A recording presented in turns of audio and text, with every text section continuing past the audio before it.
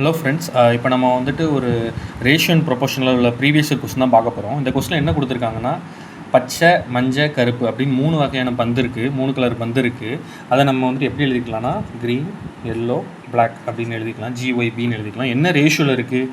4:3:5 அப்படிங்கிற ரேஷியோவில் இருக்குது. நமக்கு ரேஷியோ படி பார்த்தோம்னா பிளாக் வந்துட்டு 5, சரிங்களா? ஆனால் அதோட பந்துகளின் எண்ணிக்கை வந்துட்டு 40 இருக்குது அப்படின்னு கொஸ்டினில் கொடுத்துட்டாங்க. கருப்பு கலர் பந்து 40 எண்ணிக்கை இருக்குது அப்படின்னு கொடுத்துட்டாங்க. நமக்கு ரேஷியோ எப்படி பார்த்தோம்னா 5. அதே மாதிரி எண்ணிக்கை தான் கேட்டிருக்காங்க, மொத்த பந்துகளின் எண்ணிக்கை தான் கொஸ்டின். நமக்கு ரேஷியோ எப்படி பார்த்தோம்னா மொத்த எண்ணிக்கை எத்தனை இருக்குது? 4 + 3 + 5 12 இருக்கா? நமக்கு மொத்த எண்ணிக்கை எத்தனை? 12 இருக்கா ரேஷியோ படி? அதே மாதிரி இப்போ ரேஷியோ படி 5 கருப்பு கலர் பந்து எத்தனை இருக்குது? 40 இருக்குது. அதே மாதிரி ரேஷியோ படி நமக்கு 12 தான் எண்ணிக்கை.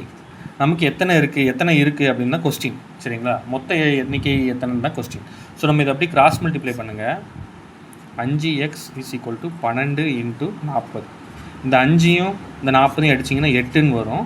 அப்போ x = 12 × 8 = 96. அப்போ நமக்கு மொத்த பந்துகளின் எண்ணிக்கை எத்தனை? 96. இதுதான் நம்மளோட ஆன்சர். Thank you friends.